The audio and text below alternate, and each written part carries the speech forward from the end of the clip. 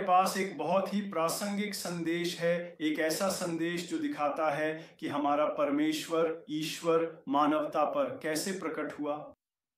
उसने अपनी शक्ति प्रकट की, अपनी बुद्धि प्रकट की और सबसे बढ़कर उसने अपना प्रेम प्रकट किया ताकि वह मानव को, हर उस व्यक्ति को जो विश्वास करेगा, बचा सके। हम परमेश्वर का वचन पढ़ने जा रहे हैं। रोमियो अध्याय 1 पद 1 से, अध्याय 1 पद 18, 19, 20, 21 से। लेकिन हम 19वें पद पर विशेष रूप से जोर देंगे। बाइबल कहती है, क्योंकि जो कुछ परमेश्वर के विषय में जाना जा सकता है वह मनुष्यों के लिए प्रकट है, उनके लिए, क्योंकि परमेश्वर ने स्वयं उन्हें यह प्रकट किया है। इसलिए मैं इस पद पर विशेष रूप से जोर देता हूं। वास्तव में परमेश्वर की अदृश्य विशेषताएं, उसकी अनंत सामर्थ्य और उसकी दिव्यता बिल्कुल स्पष्ट रूप से देखी जा सकती हैं। बिल्कुल स्पष्ट रूप से देखी जा सकती है सृष्टि की शुरुआत से ही, जब हम उन्हें उसकी कृतियों में देखते हैं। इसीलिए जो लोग विश्वास करने से इनकार करते हैं, बाइबल कहती है वे अक्षम्य हैं, क्योंकि उन्होंने परमेश्वर को जानने के बाद भी न तो उसे परमेश्वर के रूप में महिमा दी और न ही उसका धन्यवाद किया, बल्कि वे अपनी सोच में भटक गए और उनका निर्बुद्धि हृदय अंधकार में डूब गया। और बाइबल आगे कहती है, वे अपने आप को बहुत बुद्धिमान समझते थे लेकिन मूर्ख बन गए। और बाइबल कहती है, मूर्ख कहता है कि परमेश्वर का अस्तित्व नहीं है, जबकि उसने स्वयं को प्रकट किया है। इसलिए उन्होंने अविनाशी परमेश्वर की महिमा को नाशवान मनुष्य, पक्षियों, चौपाइयों और रेंगने वाले जीवों की प्रतिमा में बदल दिया और परमेश्वर की सच्चाई को बदल डाला एक झूठ में। और उन्होंने सृष्टिकर्ता के स्थान पर सृष्टि की पूजा और सेवा की, जो सदा सर्वदा धन्य है। आमीन।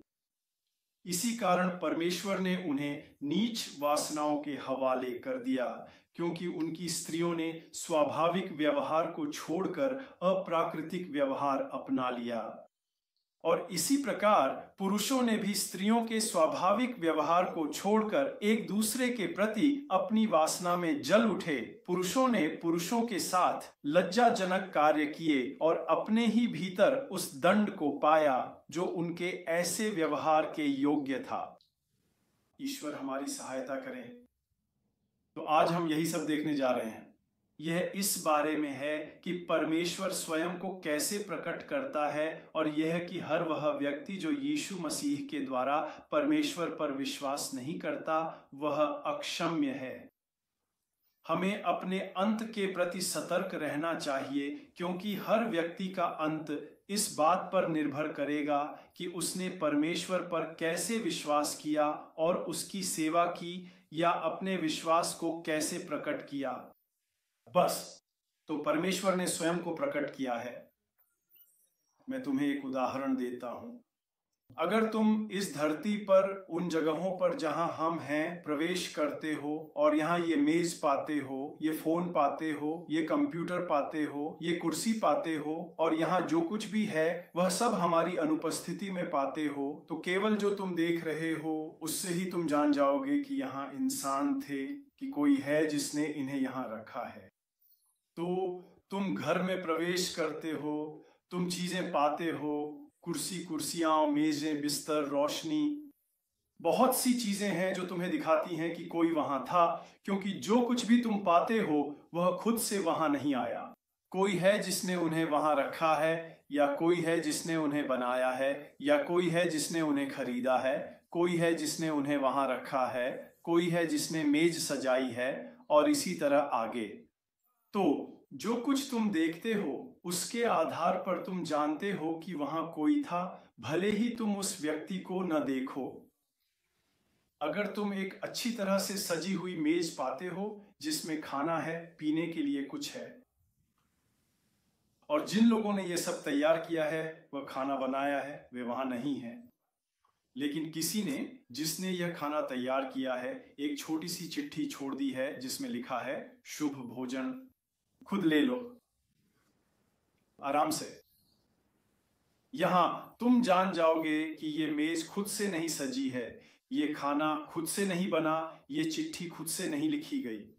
तो संदेश ये है कि किसी ने इसे लिखा है। उसने तुम्हारे आने से पहले तुम्हारे बारे में सोचा और जानता था कि तुम्हें भूख लगेगी और तुम खाना चाहोगे।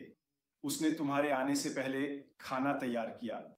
यह तुम्हें 100% साबित करता है कि तुम्हारी गैर मौजूदगी में कोई था। तो जब तुम देखते हो कि भगवान ने क्या बनाया है, कैसे बनाया है, तो तुम खुद सृष्टि के माध्यम से जान जाते हो कि भगवान का अस्तित्व है।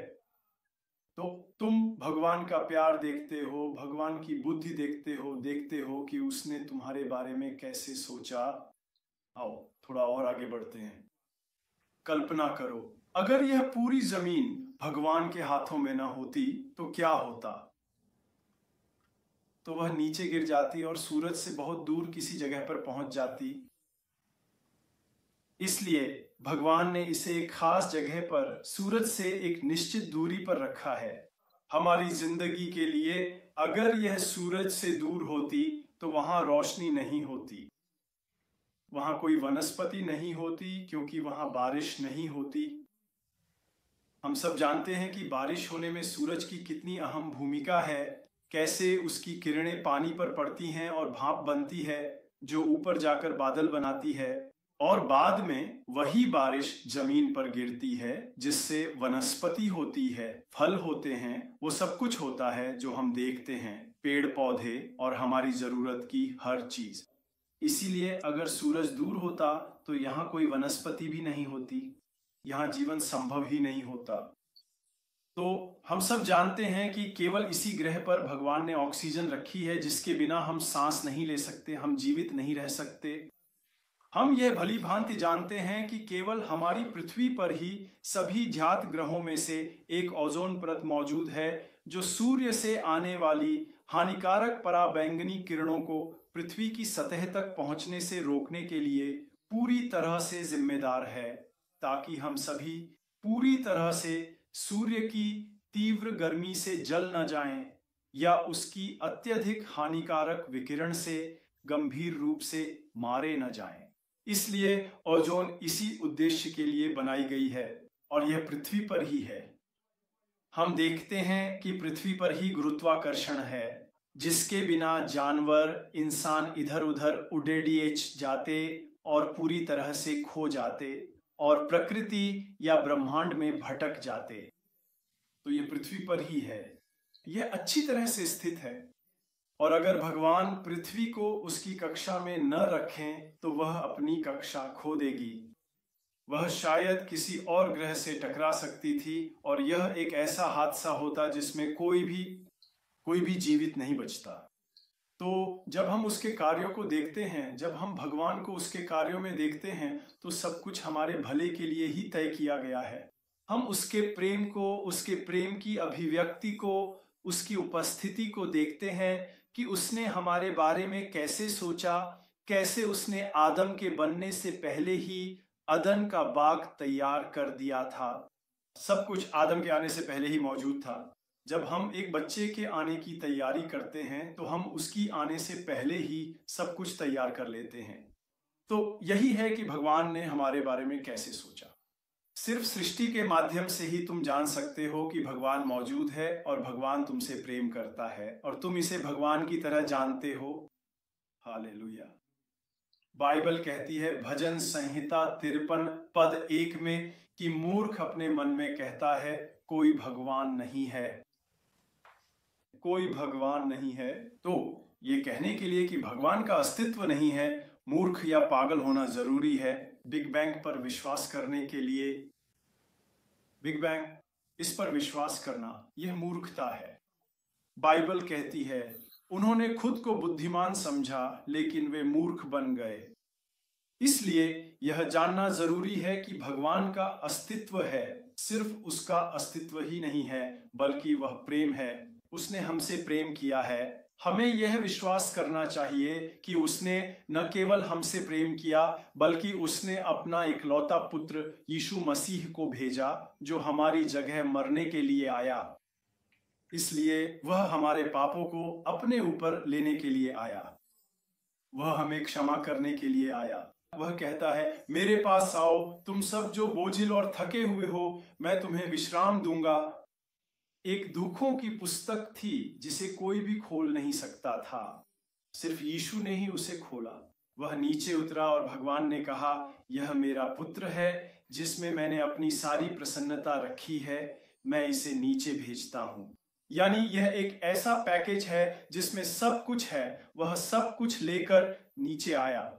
यीशु में वह सब कुछ है जिसकी हमें आवश्यकता है, इसलिए वह आया। उसे स्वीकार किए बिना पाप के परिणामों को समाप्त करना या उनसे बचना असंभव है, क्योंकि सारी बुराई, वे शब्द जो धरती पर हैं, जो इंसानों के खिलाफ हैं, गरीबी, बीमारी, दर्द, युद्ध, हत्याएं, जो कुछ भी बुरा है, सारी बुराई, ये सब पाप से आए हैं।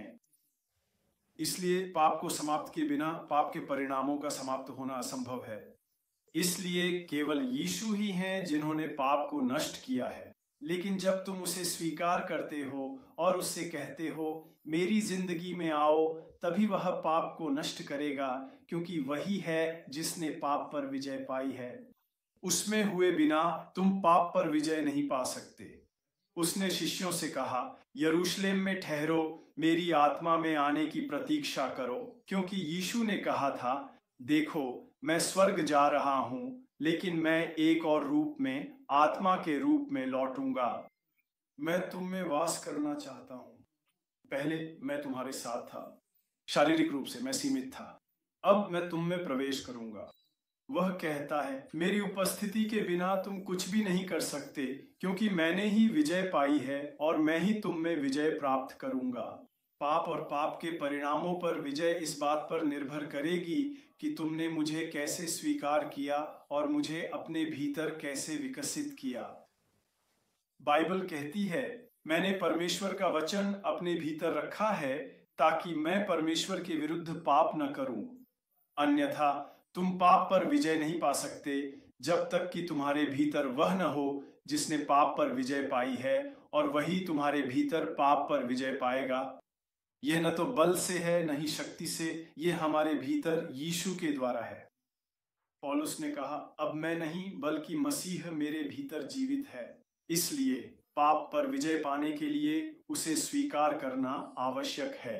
सिर्फ इतना ही नहीं, यह उसी की वजह से है कि हम पाप और पाप के न्याय पर विजय पाएंगे और स्वर्ग में जीवन बिताएंगे। यह केवल उसी में है, क्योंकि उसने कहा, देखो मैं तुम्हारे लिए स्थान तैयार करने जा रहा हूं, मैं फिर आऊंगा ताकि जहां मैं हूं वहां तुम भी रहो। मैं फिर आऊंगा, इसलिए मैं उन्हें जानता हूं जिन्होंने मुझे स्वीकार किया है, जो मुझ में हैं, और जब मैं वापस आना चाहूंगा तो मैं उन्हीं को ले जाऊंगा जिनमें मेरी उपस्थिति है। इसीलिए विश्वास करना जरूरी है, ईश्वर में और उसके प्रेम में विश्वास करना जरूरी है, जिसने ईश्वर को अपना पुत्र भेजने के लिए प्रेरित किया, और उसे स्वीकार करना चाहिए ताकि अनंत जीवन मिले, ईश्वर के साथ सदा जीवित रहें और यहाँ पृथ्वी पर भी विजय प्राप्त करें। इसलिए यदि तुम आज विश्वास करते हो और यीशु को अपने जीवन में आमंत्रित करते हो, तो परमेश्वर तुम्हें आशीर्वाद दे। यीशु को स्वीकार करने और उस पर विश्वास करने के अलावा और कोई मार्ग नहीं है जिससे तुम मृत्यु पर विजय पा सको। हालेलुया। हम आप सभी का धन्यवाद करते हैं कि आप परमेश्वर का वचन सुनते हैं। हम आपके लिए परमेश्वर का धन्यवाद करते हैं। और ऐसी वाणी सुनने के बाद यदि तुम विश्वास करते हो कि परमेश्वर अस्तित्व में है और उसके उस प्रेम पर विश्वास करते हो जिसने उसे प्रेरित किया कि वह अपने पुत्र को तुम्हारे स्थान पर तुम्हारे पाप के लिए मरने भेजे और इस प्रकार पाप के परिणामों को समाप्त कर दे, जो कि अनंत मृत्यु है और जिसमें पीड़ा है, अन्य यातनाएं हैं और वे सभी बुराइयां हैं जो पाप के परिणाम स्वरूप आती हैं। इसलिए यीशु पाप और पाप के बुरे परिणामों को समाप्त करने के लिए आए हैं।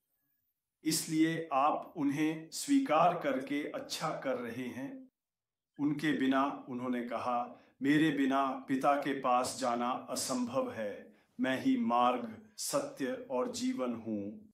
इसलिए यीशु को स्वीकार करना स्वर्ग जाने के लिए एक अनिवार्य शर्त है, क्योंकि जल्दी या देर से हम सभी को इस धरती को छोड़ना ही है। हमें नहीं पता कैसे और कब, लेकिन हम इस धरती को छोड़ेंगे।